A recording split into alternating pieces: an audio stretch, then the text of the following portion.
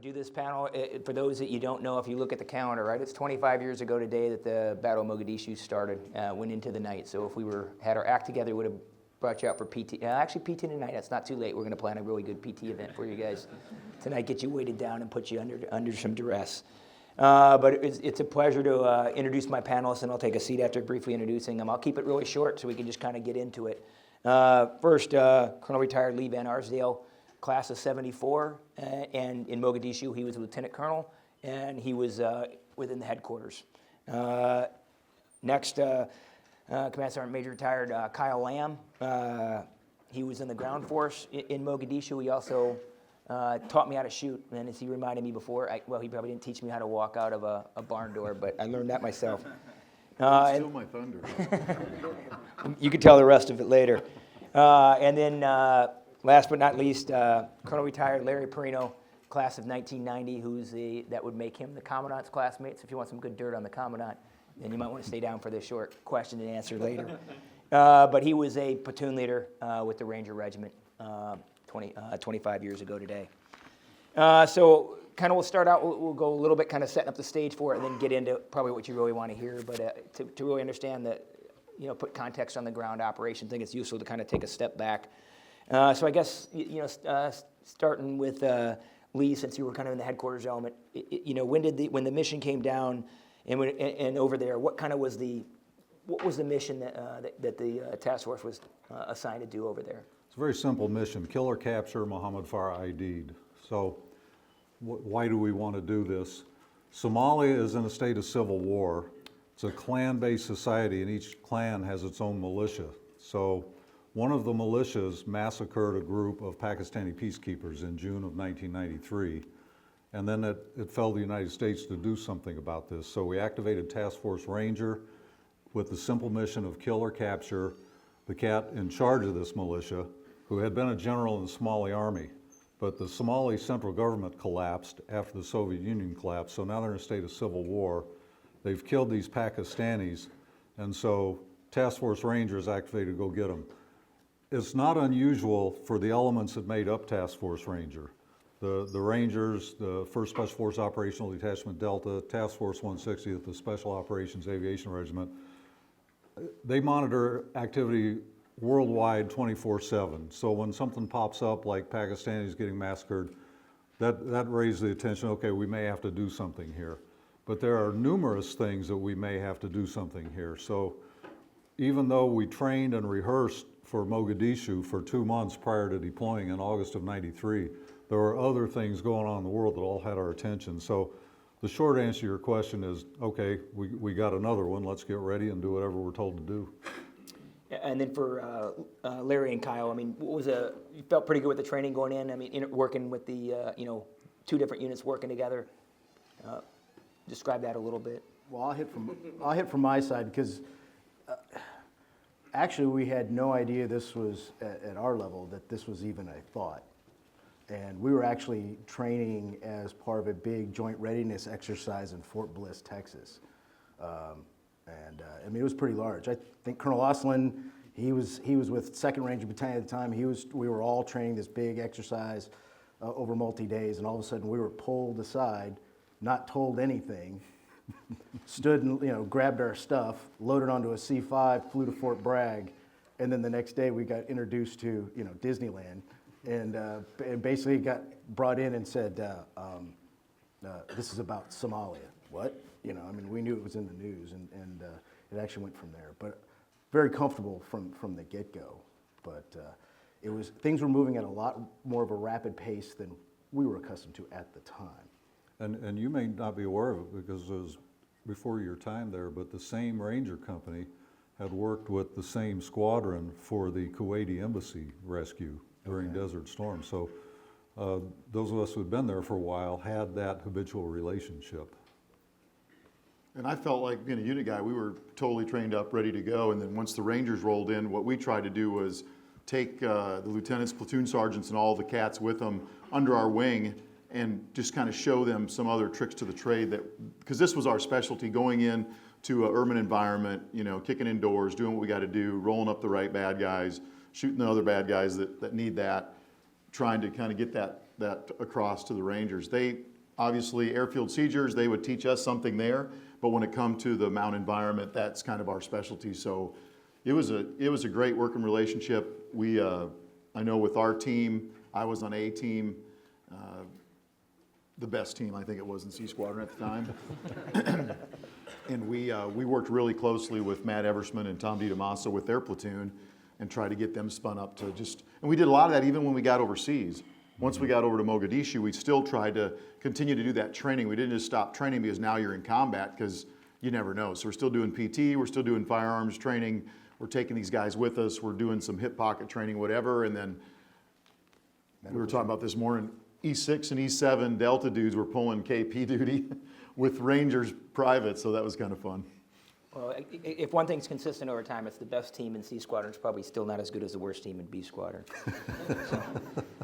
There is a B Squadron? I didn't know that. I think the comm will back Stood me up for on this one. see you when we get back.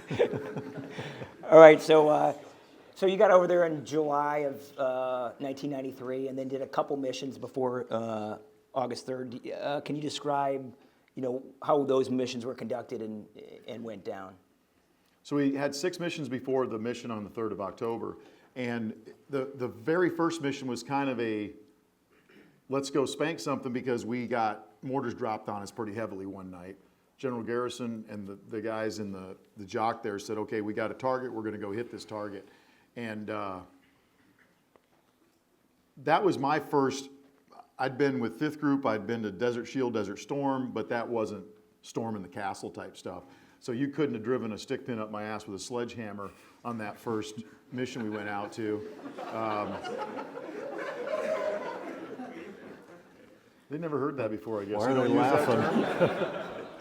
You guys will see what I'm talking about. The first time you get called out to do a mission and you're looking at the face of the enemy, it's not going to be like being on the range. So there's going to be some feelings you're going to have that you've got to just fight through and continue with your mission. You can't stop. If you're scared, worried, hungry, whatever, you just can't stop. You got to continue with it. So that mission was a little nerve-wracking. I remember I had shotgunned a door and I kicked it and I went all the way up to my crotch in that door because I kicked this door so hard, so now I'm kind of stuck in the door. And the next several missions, things were better because you start to understand kind of the flow and what's going on, and you're not, you're still probably a little worried, but you're not scared of what's happening there. So I felt like we were pretty comfortable when we headed out on the 3rd of October. Yeah, I wouldn't say overconfident. Yeah. I wouldn't say overconfident. I think we were confident in our ability to kind of handle things, or maybe we were blissfully ignorant of what was to come. Just kind of what something, and I would say, when you're in and you're faced with something like any more funny, but I would just say, that thing about the stick pin, that's just, it is almost like running in sand. And you have, as a young leader, you have to kind of will yourself to keep pushing forward. And it's different time. It hits people at different points, depending on how tight it is. Maybe I was just dumb and I didn't realize until the stuff really started to fly. We talked about this a little bit this morning, and we think, this is my opinion, when you're just worried about yourself, it's probably harder on you than it is when you're worried about all your people. So for you guys, you'll kind of be lucky there, because hopefully you're thinking more about the folks that you're leading than yourself. But as a Delta private, as an E6, I got nothing to worry about but keeping my gun zeroed and doing PT and doing whatever. These guys, they had to worry about that larger picture, and I think that's something you all need to keep in mind when you're going into these situations is, don't worry about yourself. You got a lot of other things that are much more important than yourself. The mission is way bigger than you are. And if you don't like that, then you're in the wrong business. Because this is about you doing a mission for the United States of America. It's not, I'm going to start singing the national anthem here in a minute, but you got to have that perspective every time you go out, that you've got these young men and women that you're leading that are looking for you for that guidance in the combat situation. You've got to be who they look to and say, yeah, I'm looking at Larry Perino, because we ended up spending the night of the 3rd together. Wasn't very romantic, but we spent the night out there in the battlefield together, and he was very calm during that crisis, and that helped to keep all of his guys calm as well. So going into August 3rd, after doing 6 previous operations, October 3rd. or I'm sorry, October 3rd, did you feel like you were, short anything in terms of assets or capability that you wished you would have had there, or is there kind of a consensus, hey, we have what we need over here? We had all we were allowed to have. How about that? Yeah. When we did our training and rehearsals, June through August, we always had AC-130s as part of the package. And we just assumed they would deploy with us. And when we got there, they weren't there. And to this day, I don't know who decided that that would not be part of the package. But that was kind of a major aw crap when you've got that kind of a weapons platform and that kind of vision in the night up above, and you get there and it's not there. And Lou, we also had an additional Ranger platoon also in part of that initial train up. And now all of a sudden you lost a reserve, a very large reserve, Yeah. on a fire sport platform. And that had huge impacts later on when the old crap happened. And then when you lost the reserve, then what was the plan then? Who was going to pull the reserve? Well, 10th Mountain was going to be the QRF. Now, they're Yeah. not organic to our element, but they're going to be part of this puzzle that we're dealing with here. But the commander, I mean, and that's the other thing. So General Garrison was our commander, one of the greatest generals I've ever known, for sure.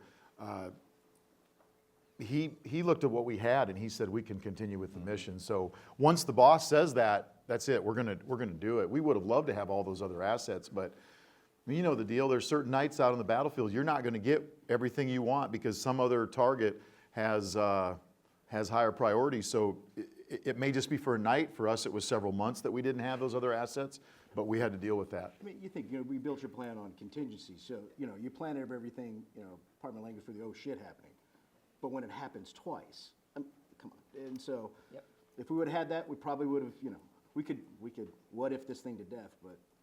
Yeah, so going into October 3rd, then, so, the mission came down, or the intelligence, you got the intelligence and decided you're going to go launch. So you can just describe, I guess, either, from the headquarters perspective or the mission. So what was kind of the plan for the mission on October 3rd? Yeah, so that's widely misunderstood, is the mission that day was to capture 2 of ID's key lieutenants. So since we got there 2 months earlier, we never knew where ID was. We never had that intelligence. So we decided to take out his infrastructure. We captured his key financier. We took out the radio station he was using for broadcasting propaganda and instructions to his troops. Never knew where he was, so pulling up everything. And now we had what we consider to be actual intelligence to capture 2 of his key lieutenants. So that's one of the things that in the aftermath of the battle, when there were no journalists in Mogadishu, they said, failed mission, did not capture ID. The fact is, that was not the mission that day. Yeah, and so what was the kind of the infiltration plan? Yeah, well, let me walk you through kind of how that alert worked for us. So you're out running or It was a volleyball net. I mean, who the heck plays volleyball? Top Gun, we've all seen it. Yeah, Top Gun, whatever. Some over with Iceman over here. And the radio call comes in that, okay, we got a mission. So we all would run back. We're in our Ranger panties. Head to the jock. Head to the leadership would head to the jock, putting on their uniforms. We would grab our team leader, and our team leaders are NCOs. So we would grab John Hale, all of his gear, that if he had left something behind, we were all jocked up. We'd head to the aircraft. They'd start the aircraft running. The co-pilot would. The crew chiefs would get the miniguns loaded. We'd get ready to go. Fast ropes were rigged. Everything was good to go. And then the team leader and the pilot would show up. And we were kind of joking about this earlier. The plan that day was done on a mimeograph machine. Does anybody know what a mimeograph machine is? Any Oh, my history goodness. majors here? Yeah, you do, because you're like 400 years old. But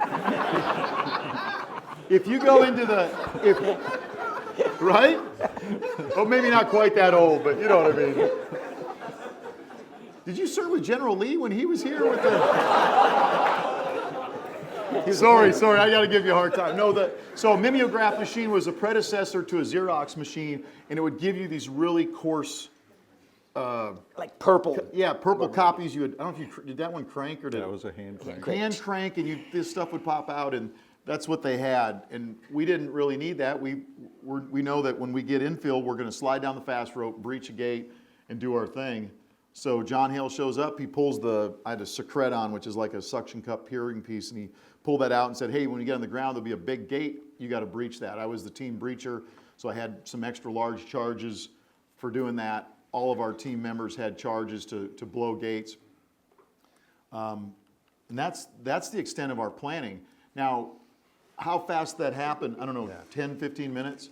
Well, when we trained up for it, we understood that, you know, and I thought Lee earlier today, you kind of really described it. We built a series of templates because you didn't know where this guy, you know, we didn't have days. We knew intelligence to act on it, you had to be very fast. So it could be in a structure, multi-story structure, single-story structure, a structure. It could be moving on a convoy on the ground. And we had built these templates with how the assault force and the Ranger security force would either isolate the target and really to accomplish the mission. So that's the basis, and we rehearsed them over and over and over again. And so basically just, you throw out a piece of terrain, really awful overhead shots, and it was like in a sandlot, drawing a football play with, you know, basically a piece of blotchy paper and say, here's the target, and then draw, okay, little stick figure helicopters. Here's chalk 1, here's chalk 2, here's chalk 3, here's chalk 4. Face out. Yeah, so you've got different levels of planning. So when Kyle says, you know, we'd run and do the planning, that is built on an existing plan. Because we had to have those templates, because like Larry said, time is of the essence. And so Kyle, who, like you said, he was a Delta private. He was a promotable staff sergeant at the time. He was so young he hadn't started shaving yet. So Still doesn't shave. Good point. All we would do is take the template, and now it's just a matter of, okay, A team, you're in this MH6 Little Bird, your primary breaching point is right here, so you're gonna land here, and your secondary, your alternate breaching point is here. So that's what you draw up on a butcher paper, and then you take that and transfer it by hand to a piece of typing paper so you can run it through the mimeograph machine. So nobody thought to take their iPhone out and take a picture of it at that point in time. I don't know why. So that's, you know, the different levels of planning. Those of you who've been to Buckner know that if you're at squad level, you're looking at something different than you are at platoon level, different than you are at company level, and so on. So when you're at assault team level, all you need to know is what's my primary breaching point, what's my alternate, and do we have any idea, do we have any intel, is there a big gate there? Is there a door there that I got to breach? Can I use my shotgun, do I use my explosives? And then you take a step back, okay, where are the Rangers going? We already know we've got 12, 13 guys on the back of a Black Hawk, and they're going to provide the external security. So now you just draw up, okay, your bird is going to go right here, and your bird is going to go right here. So that's the plan. It takes less than 5 minutes to do because the majority of the planning has already been done. So you've got that template, and now you just modify that very quickly for the existing target that you're going to go in on. Right. And in Iraq, if I can talk about that a little bit, we wanted to have a very consistent plan. So same thing, we're in Iraq. I did 5 tours to Iraq with the unit there. And we would have those cookie cutter plans, but the only difference was now we had a DACO that we would fix every morning when we got ready to figure out who's going to go out on the flights or who's going to be on the vehicles. You don't know what that acronym means? Departure Airfield Commander. There you go. Is this a test? No, I'm just, He said they don't. foreign language. They don't know. Okay, so It's the foreign Sergeant Major language to kind of them. runs that. He's going to DACO people off of the target to make sure you don't leave somebody behind. So he's going to be making sure you got the right count there. So that was one of my primary focuses, just to make sure, because you don't want to leave some dude pulling security facing the wrong direction, and that happens. That's happened on the battlefield. So we would, in 30 minutes, we would get alerted, we would put together a plan, we would get overhead imagery, and we would back brief every Ranger and every unit guy that was going on the objective. Now this is Iraq. If the pilots were there, they were part of that brief as well. So think about that. 30 minutes from the time they say go until you are wheels up and you're going out there to spank some bad guy on the battlefield. Time-sensitive target, we may have to move faster if it's a vehicle moving or something like that. And I kind of look at what we did in Mogadishu as more of a time-sensitive target because 30 minutes was too large of a window, so it had to be quick. So when I say we didn't have much of a plan, we actually had a good plan. We couldn't visualize what we were going to see because we didn't have a picture of it. Once we got on the ground, you know, and the team leader says, that's the building, that's all I need to know. I don't want to lay out of this building. We're going to clear it. We're going to take it in manageable chunks and chew it up and do what we got to do. So it worked. I mean, it went. Yeah, I mean, it's a battle. As It's brief. effectively a battle drill if you're really highly trained. It's just a battle drill going in there. And like you said, if you have the inside plans, oftentimes that'll just screw you because then you're going to have this plan that you can't execute because as soon as you go through the first door or first window, something's there and it forces you to go to different directions. So it's, you can really short circuit that. Kind of like, you know, you guys spend 6 hours doing a op order during CLDT and brief this plan that's kind of, you know. But by the time you're a platoon leader, been in the job for a year, and you got the same squad leaders, it might take 5 minutes because you all know what they have to do because you've done it 100 times. Yeah, we did a con op, and we handed them one sheet and said, "We're out. That's all the information you're getting." Because as long as the guys going on the ground know what's happening, and the guys that are supporting in the rear know what's happening, who else needs to know? I mean, the most important thing is the guy going through the breach. You know, you guys out on the ground are going to need to know that plan and understand what you expect of your people. And then the people supporting you. But other than that, you know, a lot of times you see a lot of dog and pony shows. That if it's not for the people that are conducting that mission out on the battlefield or in the rear, manning the radio or being in control of the situation, then they're not nearly as important as the guys on the battlefield. So before turning the actions on the 3rd, describe what was Mogadishu like? Like how wide are the streets? How big were the buildings? I mean, what was it like? There's no electrical grid in Mogadishu at this time. So you've got, remember I said there's a civil war. Now the population of the city has grown 2x, 3x. So you've got all these make-do shelters out there for all the refugees that came into the city. So it's a city of roughly 250,000 people, now over 1 million. So you have an overhead photo taken before the crisis, and it shows pretty normal grid for a city. But since then, every building has had a lean-to built on it. So now the street is about half its width. And then the lean-tos have lean-tos built on them. So a lot of them, you can't even get a vehicle down. So most of the traffic is foot traffic or donkey carts. And you've got all these open cooking fires. So you've always got this continuous haze over the city. You don't have to worry about flying into electrical lines because there are none. You don't have a power grid. So it's almost a medieval setting there. You've got open cooking fires, you've got open sewage, you've got livestock everywhere, and you've got a lot of people out walking around with literally nothing to do but go out and walk around. And a good percentage of those people are well armed because you got the Civil War going on at the same time. So it's a very different environment. Also, because it's a clannish society and the Civil War, there were different areas, and we had to learn pretty quick who was where. So there are areas, you know, if you crossed into it, you're probably going to get into a gunfight. You know, if other person, they wave at you. The other ones, they'll, you know, give you the finger. I mean, or something worse. You know, and so that thing was, you know, the Crips and the Bloods. I mean, it was just like, and there was dividing lines between streets, and the people knew not to cross. And it was hot. That's It was freaking hot. We had started to take out our plates because it was so hot and you're crawling over walls, and I put a plate in after the 3rd of October. I never took it out again, and I even started wearing one on the back as we got the ability to do that. But it was miserable hot, which it's not just bad on the ground. It's also bad for your helo lift capability. So there's days that the birds couldn't lift what they needed to because the air got too thin from the heat, or however that works. When you rocket scientists will have to tell about that. I just do what I'm told. And then the structure, Yeah, rarely. and the buildings there, what, mostly 1 or 2 story kind of buildings, or was it the Yeah. old cinder block, or how would you describe the kind of the? Right, it was like adobe construction almost, and we came to find out that if you stand behind a wall long enough and it takes enough incoming rounds, that wall will disintegrate. So mostly 1 or 2 story. There were a couple of 4 and 5 story structures there, which we actually used for landmarks, like the Olympic Hotel. But mostly it was 1 and 2 story mud construction.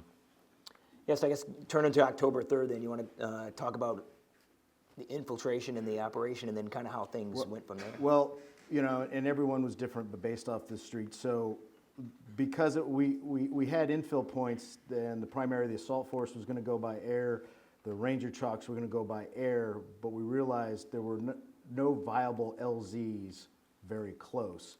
to pull out by air, and that was always the preference. And you couldn't choose whether you went day or night, by the way. It's just when the target would present itself. So the plan was the assault force and the blocking force will go in by air and rope into the targets.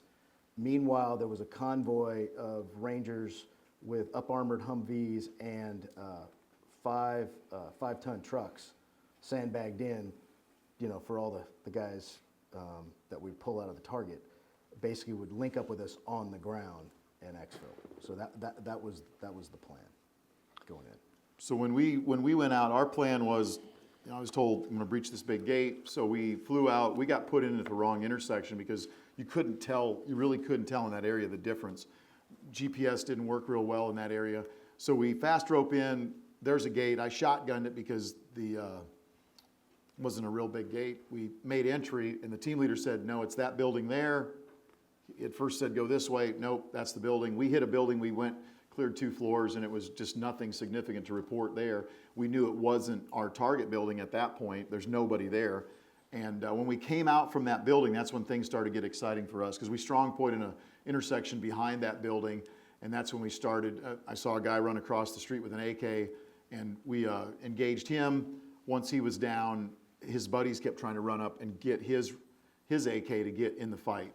And that's where, things like the donkey that came up and got shot because it has 6 legs, because the guy was hiding behind the donkey trying to sneak up to get that rifle. So there was a lot of things that were happening fast where we were at. We were still kind of in the having confidence of what we were doing there. We had a guy try to place a machine gun against our position. Earl Fillmore, one of our guys that would be killed later in the day, he stepped around the corner with a 203 and eliminated that threat.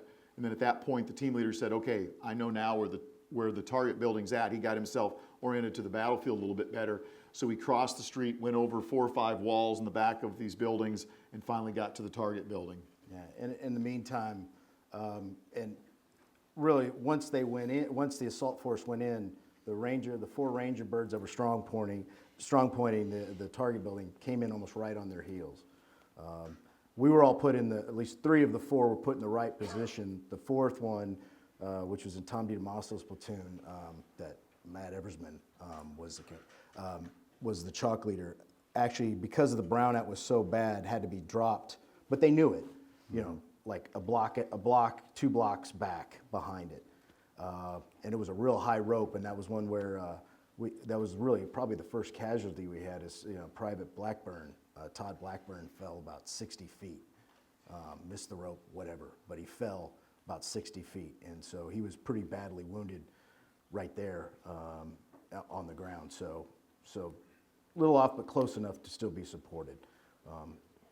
And it was, we didn't realize anything was going to go sideways, but there was like a kind of a civil defense plan that was starting to be put into effect. And it was, and how I described it, was a slow buildup. It wasn't all of a sudden we realized that we were in a big hornet's nest. It just kind of started building. I think we knew we were going into a hornet's nest, but the key was get in and out before they wake up. Right. And they eventually woke up. But just to take a step back and set the stage a little, the Rangers were all in Blackhawks. Those are incredibly powerful birds on dirt streets, so they can't land. So the question, well, why are you fast roping in? Because you can't get that close. It creates a brownout. Plus, remember I said you got all these shacks and make-do dwellings. Dubious building codes, their roofs would tend to come up if you flew too close, so you don't want anything in the rotors. So the assault team is in MH6 Little Birds. They're the sports cars of the helicopter world. They can get in and out, but the Rangers are in the Blackhawks, so they got to rope in. And then that creates its own set of planning conditions because, like you said, you had a guy fell off the rope for whatever reason, and that's our first casualty. Now we got to get him off the battlefield. So you got all these plans and contingencies and branches and sequels, and the leaders have to make decisions instantaneously. And for those, most of you, I'm sure, know what fast rope is, but just think of like, it's just a rope hanging out the back of the helicopter that's probably about, 3 inches in diameter or so, and you just put your hands and your boots on there, and you're just sliding down the thing. With all keep in mind, you got your body armor on, all your weapons, all your ammunition, right? So you're carrying a lot of weight going down this thing. So if you're Private Blackburn and for whatever reason you missed your handle, then you're going 60, 90 feet way faster than the human body is intended to. When we finally got to the target building, everything, the lieutenants we were after were already secured. They were like scuffed and bagged, and we were waiting on the convoy to pull up. Everything was still kind of normal. Convoy pulls up, and at some point in there, Super 6-1 gets shot down. Well, we're watching. They're loading. We're loading. We're getting the countdown. Even told us the Rangers at the blocking position, police up your fast ropes. Start bagging them up. We're gonna start moving. And we were just right about ready to exfil. We're at this point though. We're still shooting because at this point, we're having to engage with folks, but it's still not very heavy. But we're still having to engage. The Somalis would do tactics like push kids out front, trying to mark our positions, point us out. We had to scatter them. You know, you can see that. You know, We had a guy that, I guess he was a big John Wayne fan. He had a shirt he put on a stick, and he brought it around a corner. Then he brought it around a corner, and everybody's like, huh. And then he stepped out, and I don't know how many dudes shot him, but One less John Wayne fan Yeah. than Somali. he doesn't like John Wayne anymore. So the operation from the first infill of the assault force to Super 6-1 getting shot down was 20 minutes. So think about that. I said earlier, speed was of the essence. So you got the assault force going in here. All we knew is it's a compound with a wall around it, multiple buildings, multiple stories. They got to go in and clear every building because each one of these two lieutenants had about a dozen bodyguards. Their sole focus in life is to eliminate any threat to their principal. So you got about 24 well-armed guys in there who can't wait to kill you, and you're going to go in not knowing exactly where you're going. Police up these two dudes, then get out of there before the rest of the militia can respond, which is estimated to be around 3,000 people. And we have significantly less than that. So it was a textbook operation for that 20 minutes, and we're in the process of doing the exfil when Super 6-1 gets shot down. And so I guess right before he got shot down, did Sergeant Struker leave with Blackburn in the 3-vehicle convoy, or how did that fit into it? Or really, you didn't really notice any of that going on? I from your couldn't see it position? because I was on the other side. All I knew is, you know, they were treating him, and I think they were moving the vehicle to pick him up. Yep. And I think that probably is what happened. They knew they had to get him back. So Yeah, the medic there said, we got to get him out now. He's not going to last. And so they decided to break off 3 vehicles independently and get him back. And they had a heck of a fight getting from the target area back to the airfield where we had our headquarters and that's set where up. Dominic Pilla was fatally wounded. Yeah. Right, and then so when Super 6-1 goes down, then what happens? How far away was it from your? I mean, they were, I don't know, they were 2 to 3 blocks. Yeah, they were like 10, 15 degrees off top of us there. We heard it get hit. We watched him auto rotate to I guess it'd be the north of our position there. And when there wasn't even a discussion because we all knew the contingency. And the contingency was that if we had an aircraft go down in the city, we were going to move on foot to that crash site and secure the crash site. That's it. We didn't have to have a discussion on the battlefield because that's the contingency. Why not vehicles? Well, because you can't fit the vehicle down these alleyways. They're too narrow. And we got Humvees and things that are a little bit wider. So it was just a matter of determining the order of movement. And Lieutenant Perino, they said, you got the lead. Well, Right? first of all, Tom DiDamaso's, his chalk, which was behind mine, they could see it. It was almost a straight shot where he was. And when they first went down, half of his team actually just saw it and took it almost on themselves just to start running. Tom goes, well, I'm not gonna, he said, well, link up with us. And Tom goes, I'm not gonna split my force and stay here. We're linking up. So Tom, on his own, ran, and it was a great call on his part and everybody else's part to move to the crash site. While they're doing that, they're also, we had one CSAR, Combat Search and Rescue bird, with another 15. It was a mixture of operators and rangers and PJs, a couple PJs. Yeah, a couple PJs. A couple PJs, the fast rope. like they got- pararescue medics for yeah, the Air so Force. they actually fast roped at the target right when Tom and his guys at the same time, which was necessary. In the meantime, because where I was, it was basically Rangers, get up in front and start moving now this way and then link up at the crash site. And so we just started leapfrogging. Where's the vehicles? They're just going to be behind us.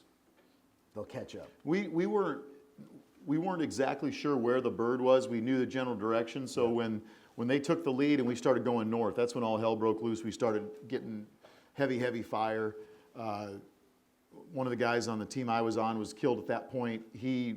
I didn't see that happen. You did, but we had actually moved forward. So I was almost by y'all when Smith was shot.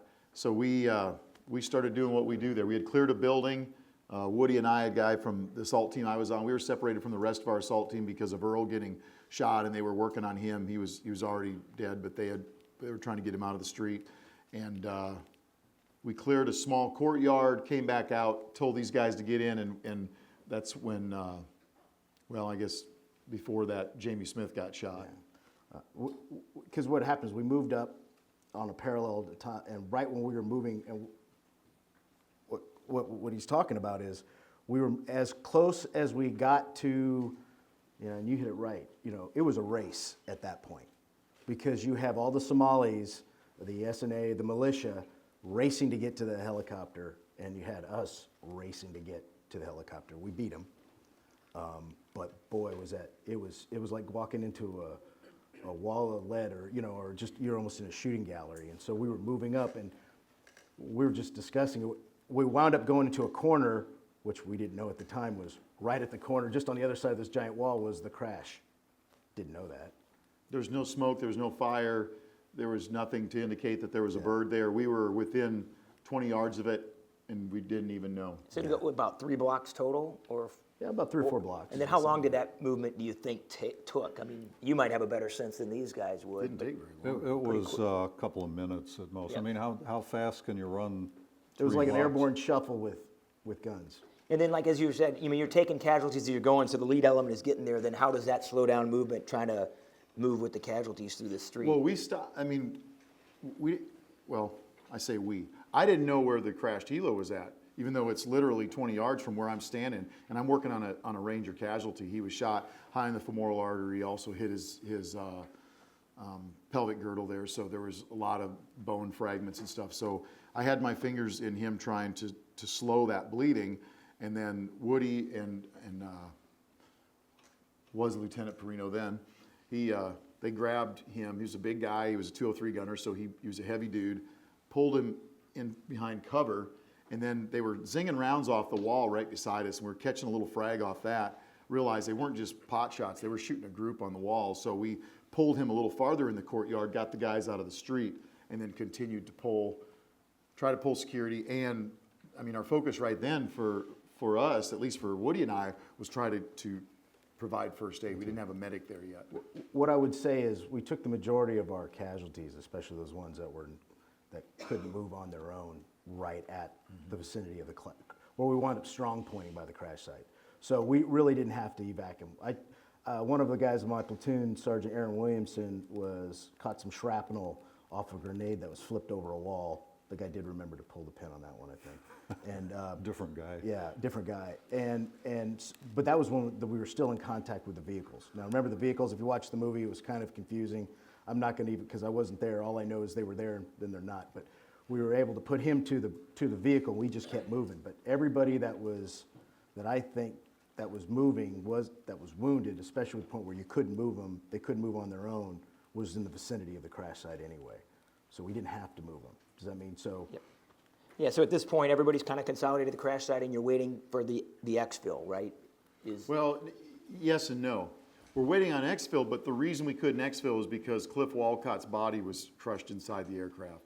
So Super 6-1, when it crushed him, we were not leaving. Him and the co-pilot. Yep, him and the co-pilot. We weren't going to leave until we recovered their bodies because we'd seen what they would do to our guys if we left them there. Right, and So- at this point, like did the CSAR crew, did they have like the Jaws of Life or any of those to No. get it? Right, and so by the time we got to by the time I was a detachment commander in like 98, 99 in Bosnia supporting the combat search and rescue mission into Kosovo, we had those as standard equipment, right? And so we learned some things That's from one of there. the lessons learned. Right, Yeah. but then how do you pull someone out from here? And so they're struggling with this the whole time there, right? And simultaneous with this, the vehicular convoy, which was Plan A for the exfil from the target site, is trying to get to the crash site to pick everybody up and get out. But they're being vectored from above by the command and control helicopter, and it's borderline impossible to get a vehicle when you don't know how wide the street is. So you tell them, okay, take a right here, and you take a right, and then all of a sudden the street necks down to the point where you can't go any further. So now you've got multiple vehicles all being shot at continuously, and now you got to start backing up. So just put yourself in that convoy, and then the helicopter's doing a racetrack, so much of the route can't be seen because it's occluded by other buildings. So you got all these complicating factors going in, and eventually the convoy got so shot up that the commander said, okay, we got to limp on back. This is not working for us. So we got the element there at the crash site, and now the convoy is out of the picture after a while of driving around getting shot at. And now we got to figure out, okay, how do we get these guys out of there? Oh, by the way, don't forget at the same time, Super 6-1 goes down. So everybody thinks 2 aircraft. We had multiple aircraft that were actually damaged. You have Super 6-4, which was my bird, which was when Super 6-2 was hit, they brought my bird over the top of the original target building, and then he gets hit and winds up crashing a mile or 2 miles away from there. And so now we've got 2 crashes now. Yeah, we actually had 5 Blackhawks shot that day. Most people aren't aware of that. 3 of them made it back to the airfield okay. 2 of them went down in less than nice neighborhoods.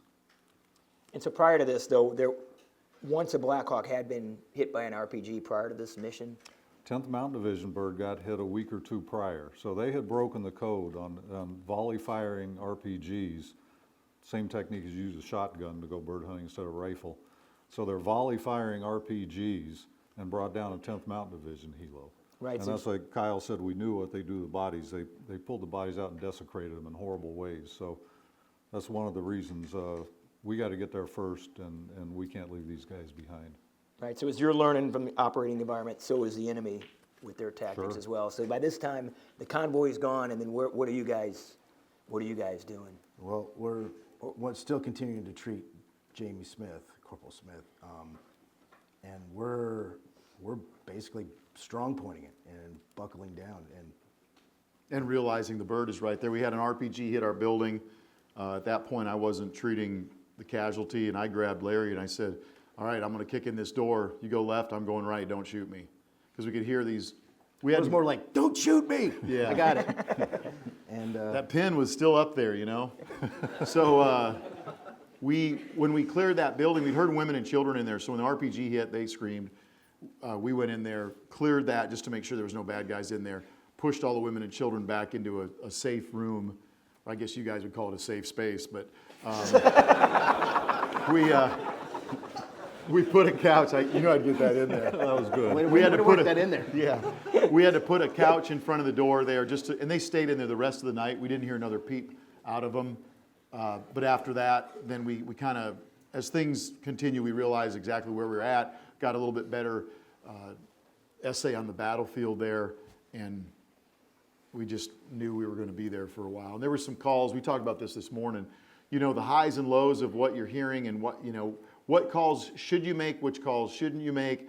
I'd heard my team leader come on the radio, and the commander, Scott Miller, he come on the radio and said, now the commander in Afghanistan. now he's Big Sarge or Big Cheese or whatever you call him over there. Big general dude, right? Is that the proper terminology? Yeah. By the way, I'm probably the only non-politically correct guy up here, just if you're... Yeah, no doubt. Yeah, you're close, but... So he makes a call, he says, Alpha 1, you know, what's your status? John Hale comes on the radio, he says, I've got this many wounded and 1 KIA. And when I heard that, in my mind, I justified it as a Ranger had been killed. Very unfortunate, that's a sad deal, but wasn't one of my buddies. And then 5 minutes later, Scott Miller come back on the radio and said, Alpha 1, say again your status. This many wounded, 1 KIA. And then he said, what's the call sign of the KIA? He said Alpha 2. When I heard Alpha 2, because I hadn't seen Earl get shot, I knew that Earl Fillmore was dead. So at that point, you think about what your motivation level is, and then you find out that a member of your team is dead. What's that going to do to your motivation? It's going to bring you, it's going to bring you down. A little bit later, John Hale came back on the radio. He said, all right, all elements, this is Alpha 1, this is what we're going to do. And I heard that, I'm like, okay, if he's back in the fight, he's got his best friend laying there dead. If he's back in the fight, we got to get back in the fight. And I did some pretty serious praying at that time too, so good Lord was looking out for me, and we continue with the fight at that point. So at this time, it's getting dark. The intensity of the fire is coming up, but it's great because we own the night. Except we don't have night vision goggles. Well, actually, Yeah. some brave souls climbed into Super 6-1 and grabbed the pilot's nods. Of course, that's they're not mounted, having to hold them with their hands and shoot at the same time. Right, so this is hindsight again, but right, I mean, the decision was made with the night vision goggles. Yeah, that was kind of a new deal to us. We didn't have NVGs a couple years prior to that. Nothing that we could mount on our We helmet. had like had that. them, but you wore them around your neck, Yeah. and they were cumbersome and awkward, and they'd fill up with dust as soon as you're in that environment. So we knew we were on a 20-minute op, in and out. So when you're wearing 75 pounds of lightweight gear, before your rucksack goes on, then unfortunately you're looking to make some cuts in some places, and you know how heavy ammo and HE and everything else comms are, so yeah, we don't need our nods. But just imagine this clunky thing bouncing off your chest, and every time you try to do something, it comes up and hits you in the face, and then you put it on, you have to take your helmet off to put it on, and then you have to take it off to clean the dust off the lenses. Right, it's not like now we have all these nice helmet mounts and all this, right? I mean, things have changed. But at that time, we had the flip downs. Yeah. We had just got them, though. So there was just, we were still kind of in the learning phase with them. We didn't have enough water, that we probably didn't have enough ammo. There's a lot of things that you look, hindsight's always 20/20, but the good thing is we learned those lessons, we passed them on, and now we've got, the guys in the battlefield, if they're in Afghanistan, Iraq, or wherever, they're direct descendants of what happened in Mogadishu. And us coming back and saying, hey, we're Rangers, we're the unit, we learned these lessons, how can we be better the next time we go to battle? Because you don't know when it's going to be, You're sitting in this room right now, if you stay in the military for 10 years, I guarantee you're going to be in... Somewhere, and it's not where you think it'll be. Yeah, yep, you just never know what's going to happen. Mogadishu, Somalia, there's no way I could have found that on a map. 6 months prior to that, I would have been like, Mogadishu, I never heard of this. Maybe I wasn't quite that dumb, but you get the idea that you don't know what you don't know. And So you guys are consolidating or attempting to consolidate as you kind of spread amongst 2 blocks between the Ranger company and the unit operators. And then back at the headquarters, what are you guys trying to do to get them exfilled at this point? Because the ground vehicle convoys returned to base, and what are they trying to do? We're What's the taking plan? multiple steps. We cobbled together whatever vehicles were there and whatever people weren't on the initial assault and sent them out, but they quickly got shot up badly and just couldn't make it there. They tried multiple routes, and whenever they got close to the target site, they got shot to pieces. So we also, as soon as the first helo went down, General Garrison activated the Quick Reaction Force, which was another one of our contingencies. So we had the 10th Mountain Division there, 2nd Battalion, 14th Infantry, and they came over to our location. They weren't far away, but we were separate locations. Was it pretty quick? It was, yeah, just a few Yep. minutes. It wasn't too bad. And so we pointed out to them where the target is and the fact that they need to go there and pick up our people. General Garrison turned to me and said, go with them. So, 3-word op order and commander's intent. I knew, because we had worked together for years, and I echo what Kyle said. General Garrison's one of the finest leaders I've ever had. So go with them meant to me, your job is to go out there and develop the situation and get the desired end result. So that's what we did. We went out with the 10th Mountain Division's unarmored Humvees, drove into a pretty well-laid ambush, got shot up pretty good, and the commander said, okay, let's let discretion be the better part of valor here and figure out a plan B, and that's what we did. So you guys are back then at base, and there's no plan for, and then what are you guys hearing on your end? What's kind of the expectation?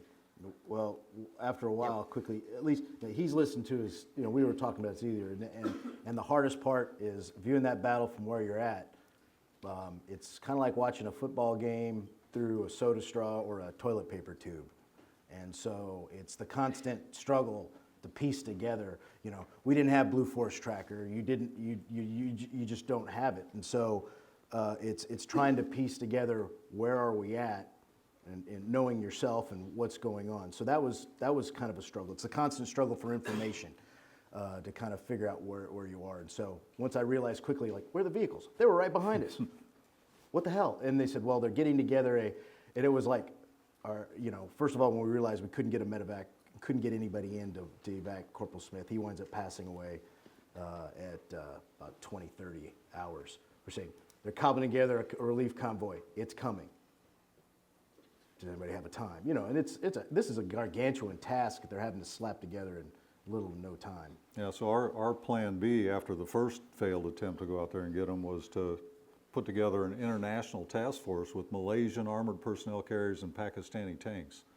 So we've got at least 3 different languages involved here, units that have not worked together. They have different SOPs and different ways of doing things, and send that out.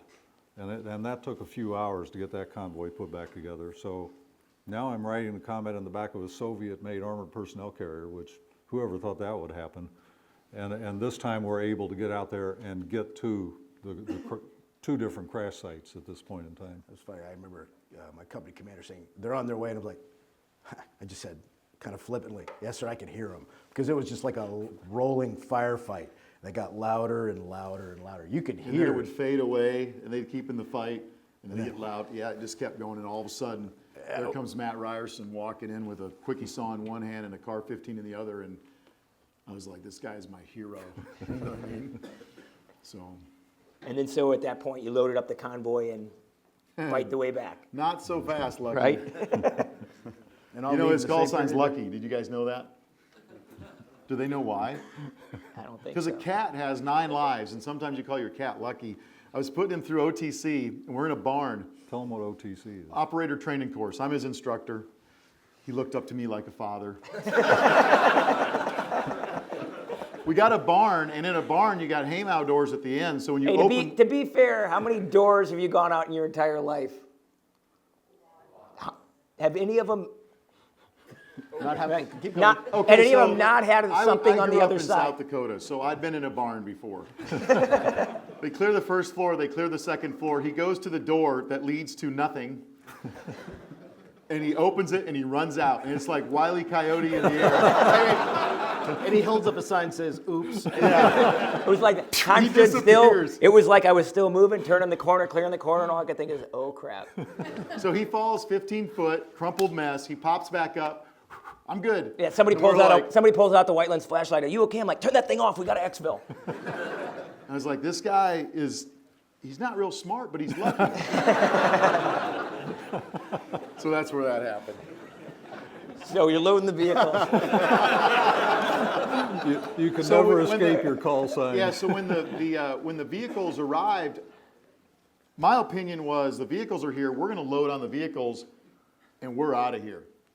But not so fast. Once the wounded and dead were loaded, there wasn't any room for any of us, so. Oh, by the way, people had a quickie saw, and you hit right. Quickie saws work really good. It's like a very heavy It's a construction saw. construction saw that works on everything except for this, except for Except the Blackhawks. Blackhawk. And the hard part was, we still had people, we had Cliff Walcott still in that, and we had to get him out.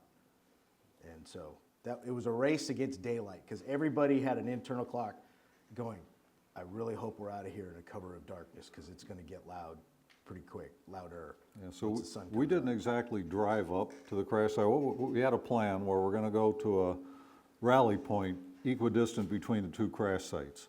Then we'll take a 10th Mountain Infantry Company to each one of the crash sites and leave one at the rally point as a reserve element. So I went with the company that went to the first crash site because that's where all our troops are. And I figure one of my primary responsibilities is to prevent fratricide. And we had to dismount the vehicles because the Somalis had a number of burning roadblocks out there. And the vehicles couldn't drive through them. So you dismount us guys and we go tear them apart. And then we just stay dismounted down to the next burning roadblock, providing mutual support between the vehicles and the dismounted troops. technique used a lot starting in World War I when tanks were first introduced. So we had about 800 meters of that distance to travel on foot for some of us. And about halfway there, we got bogged down. We took some heavy fire, stopped, rectified the situation, but then we lost some inertia. So the company commander told me that the lead APC refused to go any further. The Malaysian there said, nope, that's it, we've had enough. And he said, I don't want to go forward without that armored support. So I told Matt Ryerson, get in that lead APC and make him go forward. I'll just, I'll go up to the front of the line and get these infantry troops to go. So it was easy. I just went up and said, let's go. So American soldiers, you show them some positive leadership, they will respond in the desired manner. I don't know what Matt said or did to get that thing moving forward, but it was very comforting to have that thing rolling along beside me there. Yeah, and then another thing I want to add quickly about Matt. Matt was killed a few days later in a mortar attack. So he paid the ultimate price too, but he was one of the guys that was just, he was... Yeah, Matt was an assault team leader in on the initial assault. Then he accompanied the lieutenants and their bodyguards back to the base, and then he went in with me on that later mission, not a scratch. And he'd been out there in the fight as much as anybody. And then 2 days later, on the 6th of October, he was killed in a mortar attack. So basically at that time, loading the vehicles and then fighting the way back and make it back before daylight? No. It was kind of surreal. The plan, we were talking, we didn't get a chance to talk about and they said, okay, this is what we're going to do. We're going to run out, and the APCs are going to roll with us. Right, so you've been there all night, fighting up all night, and then now you've got to run all the way back. Well, we just didn't know. They go, we're going to the Pakistani Stadium. I go, well, that's 5 miles that way.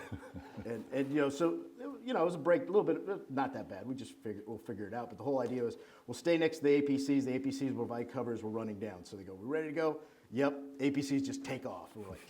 We're staring at each other, and as the sun rises, and it was kind of a real surreal moment. They go, hey, little birds are going to make one more pass. And it was kind of like the movie, Apocalypse Now or something. You saw on a parallel street, you saw cobras just running down the street with their guns blazing, chewing up the streets parallel to us, and then little birds just popped right over our heads, and then lob rockets, empty their pods, and then we just take off running, and we bound them. That's where the rally point, right by the Olympic Hotel, that bus station, and that's where we wound up. We moved there, and then everybody could transfer onto vehicles. Yeah, so imagine, you've got 200 or so soldiers, dismounted soldiers, and you've all done road marches, you understand the accordion effect. So those APCs were about 2 inches off each other's bumper. Now, the lead one never got out in front of the troops, but the troops spread out. So the guys in the back, the Rangers, said, hey, we just got left behind. But it was an 800-meter run, trot. I was old and slow then, so it wasn't a run, believe me.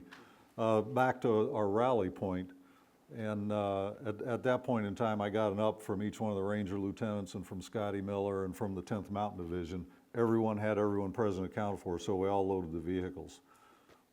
And we got to that location, that's when, but beside the vehicle that we were going to load on, one of the 10th Mountain guys had been shot, and they were working on him. He had, I believe, a sucking chest wound at that time, and he ended up passing away a couple days later, but he was one of the guys from 10th Mountain that came in to help us and also was killed.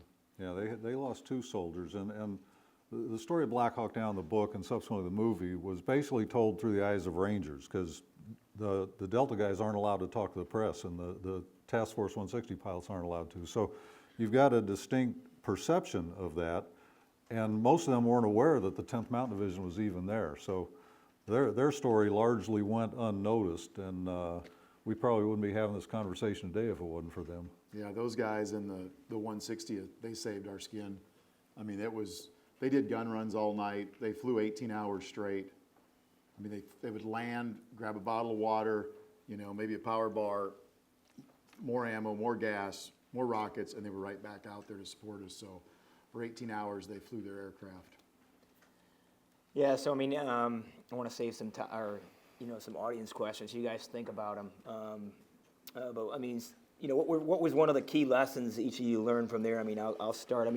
So when we went to Afghanistan in 2001 for the first time, right? Still some of the same debates, right? When you go in there on the operation, do you carry as much ammo and everything as you possibly can, or is it the kind of the fight light, right? The lighter you are, the more survivable you are, and you understand the importance of body armor. But I had snipers, and they told me, hey, if we cannot get down behind our weapon with a front plate in, so well then just don't wear the front plate, right? But then, but you got this other history up against you, so there's always going to be these tough choices you have to make out there.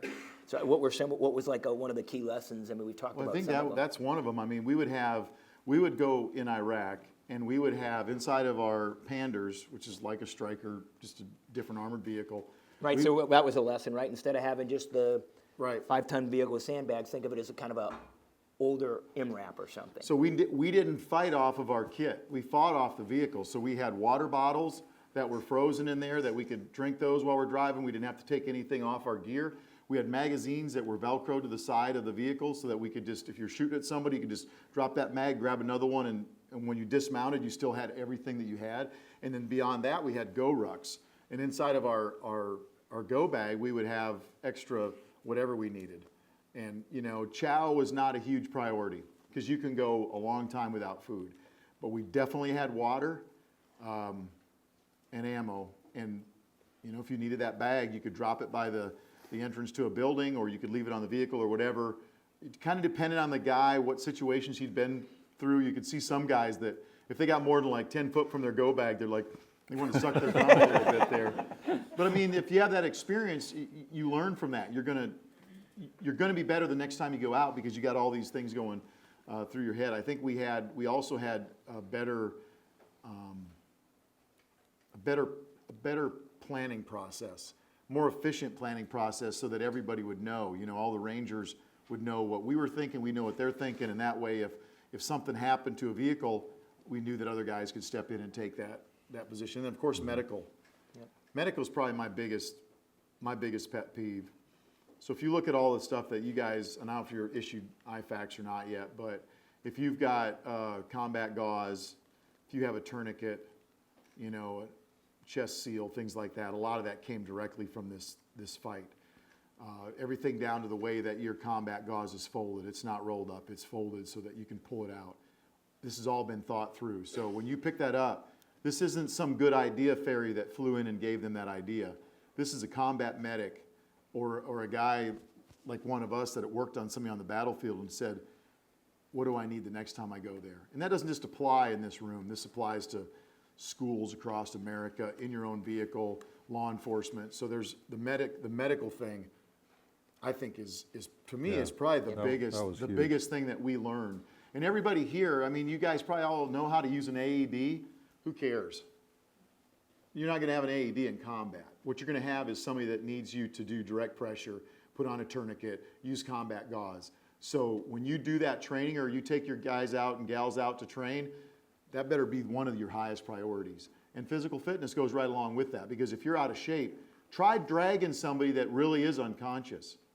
It's not easy. It's really not easy. Now, he can pick me up and throw me right on my shoulder or on his shoulder and go. But if I pick out one of you young ladies in the crowd that I probably weigh at least 2 times more than you do, what's going to be your technique? And you can do it. You just need to learn how to do that. So that would, I mean, medic to me would be the top one. The 2 most important lessons for me, and important for you guys here, is one, the concept of leading from the front. You've all heard that. I shared a little bit of my story with you. You know, I'm in nobody's chain of command. I'm a lieutenant colonel walking point for an infantry company because somebody had to do it. Somebody had to lead from the front. So when you're a lieutenant out there in the Army, you're a platoon leader, you can't email in your leadership. You can't phone it in. You got to be there. You got to have your troops see you. You got to be visible. You got to lead from the front. But that doesn't necessarily mean taking point. I'm not the one going through the That's breach, exactly right. You got to know where you got to be. A better term for that is lead from the decisive point, because chances are, as the commissioned officer, you're not going to be walking point.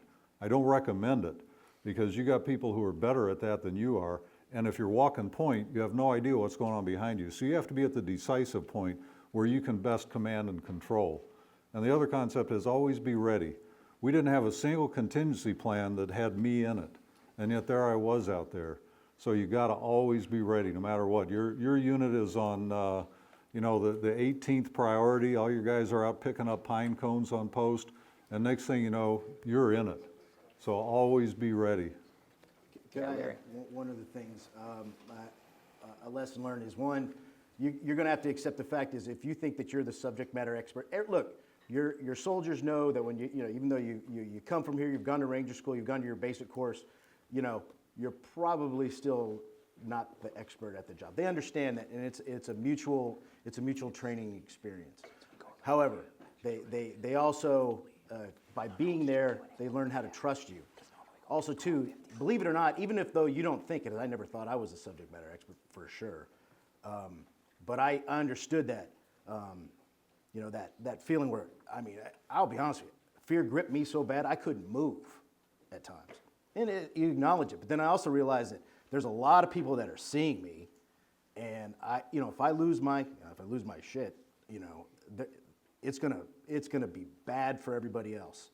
And the most thing I can do is be about as calm as possible, but be, you know, scared out of my wits, because there needs to be focus, and all you become is a liability to your organization and not an asset. And I refuse to be a liability at that point. As an NCO too, I'm going to add to both of what you guys said. As an NCO, we're looking at these guys. Even though I may have more time in the Army than he does because I was, you know, I come in a little bit earlier, or the guy's your platoon sergeant or whatever. But I'm looking at these guys. Lava here was credible before Mogadishu. But what do you think that did to his credibility after that fight? It was up here. Same thing with Lieutenant Perino. He went from some lieutenant that I'm like, okay, he seems like a decent enough guy. Now he's a credible combat leader. That's what all you guys are hoping, you guys and gals are hoping for, right? You want to be credible. But when you get that credibility, it's a whole lot easier to lose it than it is to gain it. And that's one of the things you guys have to constantly fight with when you get put in that leadership position. Because you're, you know, for an NCO, we work our way up to that leadership position. You immediately have it. Establish your credibility, maintain your credibility, and just remember that everybody knows what you're doing. And you can lose that credibility in a heartbeat. These guys are awesome because they've never lost their credibility. You got your main man here, the general, never lost his credibility. A combat veteran that is highly respected in Delta. Same thing with Liam. So you got to maintain that level of credibility so that you have that throughout your whole career. All right, we'll turn it over to the audience for some questions. I'm sure there's plenty of them out there. Can I warm it up? Yeah, yes, sir. Okay. So That one hot? I'll warm it up. My question is, one, if they can just talk about, this goes into ethical decision making. So there's ROE, there's non-combatants, and then there's also the decision to infill Shugart and Gordon. And if you could talk a little bit about that, that through the decision-making process. So as our future leaders, you know, which none of those are easy decisions, all right? And people are faced with them every single day when you're out there in that kind of environment. So. Yeah, I'll start off. The ethical decision part, I'll give you an example of that. For years, I thought I was the senior man at the first crash site, so I was making all the decisions there. Then later I learned that Eric Olson, who went on to be a 4-star admiral and commander of SOCOM, was actually there. And I didn't even know it. And he said, hey, Lee, you were doing a good job. No need for me to step in. But he outranked me at the time. So there's a good leadership nugget in there for you. But one of my decisions I had to make is we got 2 dead bodies here. And everyone there is committed to getting them out. But what if we're losing people along the way? What if now we got 4, 6, 12 dead bodies? At what point in time do you say, we're taking too many casualties to justify staying here to get these 2 dead bodies out, which have now, you know, now we've got 10 times that many. At some point in time, we're all going to die in the name of getting these out. So that I don't have an answer for that. Thank God I didn't have to make that decision because we weren't taking the casualties. But ask yourself that at some point in time when you got the time to reflect and you can put yourself in that position. What do? Our whole culture is leave no man behind. We always take care of our own. But does it mean we're going to sacrifice our entire unit to do so? And that's one of the questions General Garrison had. How, you know, I've only got a finite number of people left to send out there in the battle to help the guys who are stuck out there. And how many times can I send them out and get them shot up and then limp back and then try to find some other vehicles and cobble together someone else and send them out? So those are the kind of ethical questions that I don't have an answer for, other than to say that, you've all heard the words duty, honor, country, presumably. That gives you an ethical, a moral foundation. It's a foundation of integrity. And when you're making all your decisions based on that, you can look back and say, okay, I made the wrong decision. But no one can question why you made that decision if it was built on the proper foundation. So I don't have a brilliant analysis of here's the equation for always making an ethical decision. But I think if you put yourself in those positions and say, what would I do then you'll, and if you have that values-based foundation, then that's going to serve you tremendously the rest of your life, in and out of uniform. With regard to rules of engagement, when you go to Iraq, is there a difference between rules of engagement between Delta, Marines, and the 82nd? No. But what there is a difference in is how it's articulated to your people. If your men and women do not understand the rules of engagement, that's on you. It better be crystal clear what a threat, non-combatant, unknown, whatever you want to call them, they need to understand that before they go out there and do what they got to do. And that being said,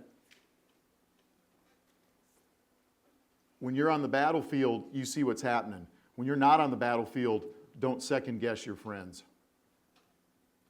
There's a lot of things that happen on the battlefield. Some people call it the fog of war. I hate when people say that because it's not the fog of war. It's you're doing what you perceived to be right at that moment in time. If you're doing what's wrong, then you're wrong. And you can't hide that because everybody there is going to know that that was absolutely wrong. But rules of engagement, every one of you have got to understand that, but more importantly, all of your people have to understand what their rules of engagement are. Does that answer that? Thanks. Got a question? And we can go a little long if we got this. He's got one here. Yeah. All right, while he's bringing the mic, on the ROE part, the same mortar round that killed Matt Ryerson wounded Gary Harrell, who was the squadron commander. So I got put in command in Gary's absence. And Kyle and the guys brought up to me and said, hey, our rules of engagement suck. It's like 2 paragraphs of this, that, and the other thing. I said, your rules of engagement are, if you determine a threat, you eliminate that threat. Because I could trust these guys, their level of training, their intelligence, their target discrimination, but we didn't have to have several paragraphs or pages of detailed ROE. It's if there's a threat, you eliminate it. And that was never an issue for me. Yeah, if you're coming up with rules of engagement to cover your ass, I don't want to work for you. I don't even want to be near you on the battlefield. I want to be on the battlefield with a dude that's going to give me rules of engagement that allow me to do my job, eliminate that threat, and continue with the mission. But you better make darn sure you identify the correct threat. Yeah, roger that. Gentlemen, Cadet Nick Zalduendo, Company Delta One. As I'm sure you're all familiar with, then Sergeant Strucker, now Chaplain Strucker, has a speech about how the Battle at Mogadishu really shaped his faith. And as Sergeant Major Lamb briefly touched on, I was wondering if any of y'all had similar experiences in your faith from either this battle or any other experience in the Army. You know, my first time out, when I told you we went out in the unarmored Humvees and got shut up and came back, I was standing in the back of a pickup configured Humvee with my RTO right next to me. And suddenly we saw thousands of green tracers and they were all converging on my chest. And you know, that's every 5th round. So I never figured out why I didn't spring several leaks. But today I know because I was supposed to go and answer his prayer. Yeah. Thanks for that. You didn't look quite like the guy I was looking for. Any port in a storm. I mean, I'm a Christian, so I have my faith, and I've always prayed before every jump and done things like that. So I've always asked for protection. But in that moment, I asked for something else, you know, which was just I wanted to not be a coward. I wanted to do what I needed to do. So there's nothing wrong with having faith. So, I mean, and maybe that's not the politically correct thing to say, but I'm happy to stand up and say I'm a Christian and believe in God. And I've done a lot of praying because I've been in a lot of places where it was dangerous. So, Yeah, for me, that's part of that foundation I talked about earlier. And it's a belief that, if it's your time, it's your time. But you just understand that, you still have a mission, and that, the best you can pray is that, you represent yourself and your faith well. So it's a study day, so we probably got time for one or two more questions, and I know you guys probably won't have them, and then all of a sudden we'll end it, and there'll be 20 of you down here to talk to them. So no one's got Come on, the, somebody. no one's got the mental courage to ask a question. Really for Larry here. We have our foundational military competencies, shoot, move, communicate, treat, and lead. They're all our combat lifesavers, at least coming out of here now as they grow up. And we pack that on a foundation of fitness. And you were in this battle 40 months after graduation, and you and I have served many a times. I know you're a great trainer, as Kyle said. You're very, very credible in our force. What's your advice to the cadets that are here about how they should invest their time versus spend or waste their time as a cadet going into the future? Right. Well, it's kind of weird. My experience, and I've been really lucky. I consider myself very lucky with the folks that I surrounded myself by and associated myself with. I always looked at my time here, and I enjoyed my time as a cadet. And even though General Gillen keeps saying that, I got to see him, it's the first time I voluntarily got to go into the commandant's office was today. I actually never was, but I always looked at it, never forget why you're here at this institution.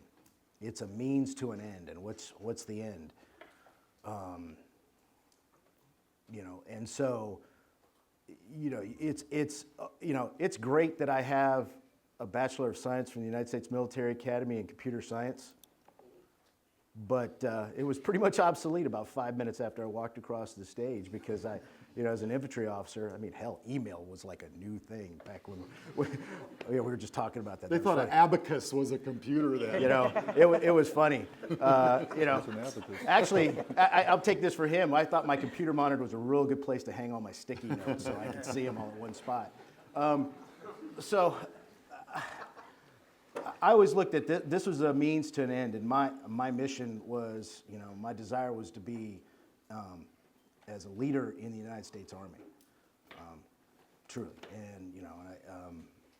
and that's what my focus was, and never forget why you're here, and it's great to be from here, and it's great to say I've got my graduation, but you understand what is, and it was just kind of I really wanted to do that. I didn't want a degree from West Point. I wanted to be a commissioned officer in the United States Army and lead soldiers. That was just it.